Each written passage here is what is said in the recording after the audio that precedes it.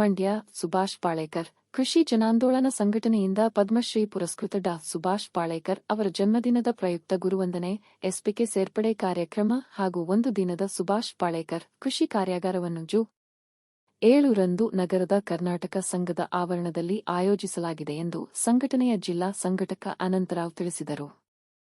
ಸುದ್ದಿಗೋಷ್ಠಿಯಲ್ಲಿ ಮಾತನಾಡಿದ ಅವರು, ಕಾರ್ಯಕ್ರಮದಲ್ಲಿ ಕೃಷಿಕರಿಗೆ ಅಗತ್ಯ ತರಬೇತಿ, ಮಾಹಿತಿ, ಮಾರುಕಟ್ಟೆಯ ಅವಕಾಶಗಳನ್ನು ತಿಳಿಸಲಾಗುವುದು. ಜತೆಗೆ ಕೃಷಿಯಲ್ಲಿ ಎಸ್ಪಿಕೆ ಅಳವಡಿಕೆಯಿಂದಾಗುವ ಲಾಭದ ಬಗ್ಗೆ ಮಾಹಿತಿ ನೀಡಲಾಗುವುದು ಎಂದರು. ಕಾರ್ಯಾಗಾರದಲ್ಲಿ ನುರಿತ ನೈಸರ್ಗಿಕ ಕೃಷಿರಿಂದ ತರಬೇತಿ ನೀಡಲಾಗುವುದು. ಸ್ವಯಂ ಪ್ರೇರಣೆಯಿಂದ ಹೊಸದಾಗಿ ಸುಭಾಷ್ ಪಾಳೇಕರ್ ಕೃಷಿ ಪದ್ಧತಿಯನ್ನು ಅಳವಡಿಸಿಕೊಳ್ಳಲು ಇಚ್ಛಿಸುವ ಕೃಷಿಕ ಸೇರ್ಪಡೆ ಮಾಡಿಕೊಳ್ಳಲಾಗುವುದು. ಗೋಷ್ಠಿಯಲ್ಲಿ ಶಿವರಾಮ್, ಉಮ್ಮಡಹಳ್ಳಿ, ಶೇಖರ್, ಸೋಮಶೇಖರ್, ಜವರೇಗೌಡರು, ವೆಂಕಟೇಶ್, ಸ್ವಾಮಿ, ಮಂಜು ಇದ್ದರು. ಹಾಲಲ್ಲಿ ನಾವು ಮಾಡ್ತಾ ಇದ್ದೀವಿ.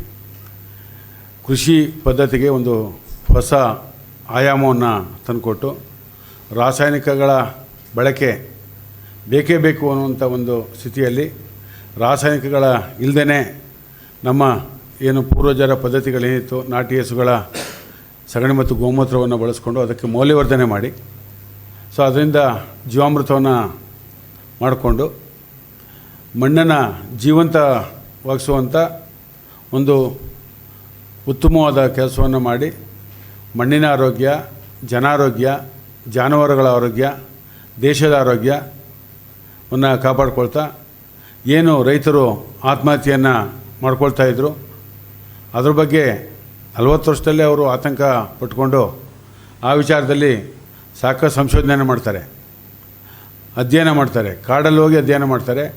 ಕಾಡಲ್ಲಿ ಮರಗಿಡಗಳು ಈ ಥರ ಬೆಳೆಯುವಾಗ ನಾಡಲ್ಲಿ ಯಾಕೆ ಆಗಬಾರ್ದು ಅನ್ನುವಂಥ ನಾಡಲ್ಲಿ ನಾವು ಸೃಷ್ಟಿ ಯಾಕೆ ಮಾಡಬಾರ್ದು ಅನ್ನೋ ಒಂದು ಉದ್ದೇಶದಿಂದ ಅದನ್ನೇ ಒಂದು ಚಾಲೆಂಜಾಗಿ ತೊಗೊಳ್ತಾರೆ.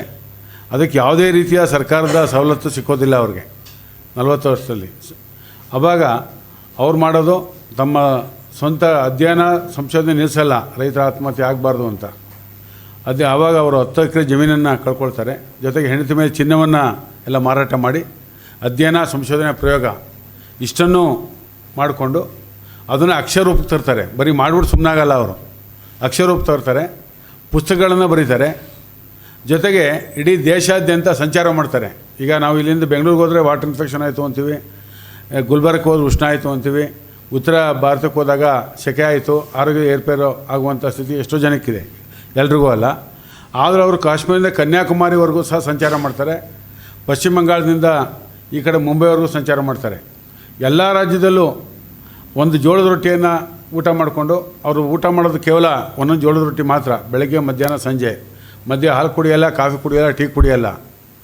ಅಷ್ಟೇ ಅವ್ರ ಊಟ, ಅಷ್ಟೇ, ಬೇರೆ ಏನೂ ಇಲ್ಲ. ಜೊತೆಗೆ ₹1 ಶುಲ್ಕ ವಿಧಿಸಲ್ಲ. ನಾವು ಕಳೆದ ಬಾರಿ ಆಯೋಜನೆ ಮಾಡಿದಾಗ ಅವ್ರಿಗೆ ₹1,00,000 ಕೊಡೋಕೆ ಹೋದ್ವಿ. ಇಲ್ಲ ನಾನು ಎಲ್ಲೂ ಶುಲ್ಕ ತೊಗೊಂಡಿಲ್ಲ, ನಾನು ತೊಗೊಳ್ಳೋದಿಲ್ಲ ಅಂತ ಹೇಳಿದ್ರು. ಅವ್ರಿಗೆ ಪದ್ಮಶ್ರೀ ಪ್ರಶಸ್ತಿ ಬಂದಿದೆ, ಸಾಕಷ್ಟು ಕೃಷಿ ಸಂಬಂಧ ಪ್ರಶಸ್ತಿಗಳು ಬಂದಿದೆ. ಅವರ ಒಂದು ಗುರುವಂದನೆ ಕಾರ್ಯಕ್ರಮ ಇಟ್ಕೊಳ್ಬೇಕು ಅಂಥೇಳಿ ಮಾಡಿದ್ವಿ ಅಂಥ ಮಹಾತ್ಮರವರು. ಹಾಗಾಗಿ ಆ ಒಂದು ಕಾರ್ಯಕ್ರಮಕ್ಕೆ ಇವಾಗ ಒಂದು ನೆನಪಿನ ಅಂಗವಾಗಿ ನಾವು ಮೆಣಸಿನ ಸಸಿಗಳನ್ನು ಕೊಡುವಂಥ ಒಂದು ಆಯೋಜನೆ ಇಟ್ಕೊಂಡಿದ್ದೀವಿ. ಮತ್ತು ಗೌರಿ ಸಣ್ಣ ಭತ್ತ ಅಂತ ನಮ್ಮ ಮಂಡ್ಯ ಜಿಲ್ಲೆಯಲ್ಲಿ ಭಾಳ ಹಿಂದೆ ಇತ್ತು, ನಮ್ಮ ಪೂರ್ವಜರು ಅದನ್ನೇ ಬೆಳೀತಿದ್ದದ್ದು. ಇಡೀ ಮಂಡ್ಯ ಜಿಲ್ಲೆಯಲ್ಲೇ ಗೌರಿ ಸಣ್ಣನೇ, ಕೆ ಆರ್ ನಗರ, ಹಾಸನ ಎಲ್ಲ ರಾಜಮುಡಿ ಭತ್ತ ಹಾಗೇ ಬೆಳೀತಾ ಇದ್ದದ್ದು. ಆ ಭತ್ತವನ್ನು ಒಂದು 10 ಜನ ರೈತರಿಗೆ ಸಾಂಕೇತಿಕ ಒಂದು 10 ಕುಂಟೆ ಮಾಡಲಿಕ್ಕೆ ಯೋಜನೆ ಹಾಕಿದ್ದೀವಿ. ಜೊತೆಗೆ ಕಬ್ಬಿನ ಬೆಳೆಯನ್ನು ಹೇಗೆ ಬೆಳಿಬೇಕು ಅಂತಕ್ಕಂಥದ್ದು ನಮ್ಮ ರೈತರಲ್ಲಿ ಒಂದು ಅರಿವು ಮೂಡಿಸ್ಬೇಕು. ಅದರಲ್ಲಿ ತರಕಾರಿ ಬೆಳೆಯನ್ನು ಬೆಳೆದು ಈಗ ನಮ್ಮ ಕರ್ನಾಟಕ ರಾಜ್ಯ ರೈತ ಸಂಘ, ಹಸಿರು ಸೇನೆ ಸಾಮೂಹಿಕ ನಾಯಕತ್ವದಲ್ಲಿ ಬೆಂಗಳೂರಲ್ಲಿ ಮಾರ್ಕೆಟಿಂಗ್ ಮಾಡ್ತಾಯಿದೆ. ಅಲ್ಲಿಗೆ ಮಾರ್ಕೆಟ್ ಒದಗಿಸೋದಕ್ಕೋಸ್ಕರ ಮಂಡ್ಯದಿಂದ ತರಕಾರಿಯ ಕೊರತೆ ಭಾಳ ಇದೆ. ಇಲ್ಲಿ ವಿಪುಲ ಅವಕಾಶ ಇದೆ ಕಬ್ಬಿನ ಜೊತೆ ಬೆಳೆಯೋದಕ್ಕೆ. ಅದರಿಂದ ಅದೊಂದು ಯೋಜನೆ ಹಾಕ್ಕೊಂಡು ಹೆಚ್ಚಿನ ರೈತರಿಗೆ ಮಾಹಿತಿ ಕೊಡುವಂಥ ಒಂದು ಕೆಲಸವನ್ನು ಹಮ್ಮಿಕೊಳ್ಳುವಂಥ ಕೆಲಸ. ಹಾಗೆ ನಮ್ಮ ಉಮ್ಮಡಹಳ್ಳಿ ಚಂದ್ರಶೇಖರ್ ಅವರು ಅವರ ಜಮೀನಲ್ಲಿ ತೋಟಗಾರಿಕೆ ಎಲ್ಲ ಮಾಡಿದ್ದಾರೆ. ಮಂಡ್ಯ ಭೂಮಿಯಲ್ಲಿ ಏನು ಬೇಕಾದ್ರೂ ಬೆಳೆಯೋದಕ್ಕೆ ಅವ್ರದ್ದು ಜಮೀನು ಸಾಕ್ಷೀಭೂತವಾಗಿದೆ. ಬರೀ ಕಬ್ಬು ಭತ್ತ ಒಂದೇ ಇಲ್ಲ, ಕಬ್ಬಿನ ಜೊತೆಗೆ ಈ ತರಕಾರಿ, ಸಂಬಾರ ಪದಾರ್ಥ ಎಲ್ಲ ಬೆಳೀಲಿಕ್ಕೂ ಒಂದು ಅವಕಾಶ ಇದೆ ಅನ್ನೋದನ್ನು ತೋರಿಸ್ಕೊಡುವಂಥ ಏನೋ ಕ್ಷೇತ್ರೋತ್ಸವ ಮಾಡಿದ್ವಿ. ನಮ್ಮ ಜಮೀನು ಮಾಡಿದ್ವಿ, 2 ಜಮೀನು ಮಾಡಿದ್ವಿ. ತುಂಬ ಯಶಸ್ವಿಯಾಗಿ ಒಂದು 100 ಜನದಷ್ಟು ಹೆಚ್ಚಿನ ರೈತರು ಅದರಲ್ಲಿ ಭಾಗವಹಿಸಿದರು. ಹಾಗಾಗಿ ಈ ಒಂದು ಹುಟ್ಟುಹಬ್ಬಕ್ಕೆ ತಾವೆಲ್ಲರೂ ಬರಬೇಕು ಅಂತ ನಿಮ್ಮ ಸ್ವಾಗತ ಬಯಸ್ತಾ ಇದ್ದೇನೆ. ಜೊತೆ ತಮ್ಮೆಲ್ಲರ ಸಹಕಾರ ಬೇಕು.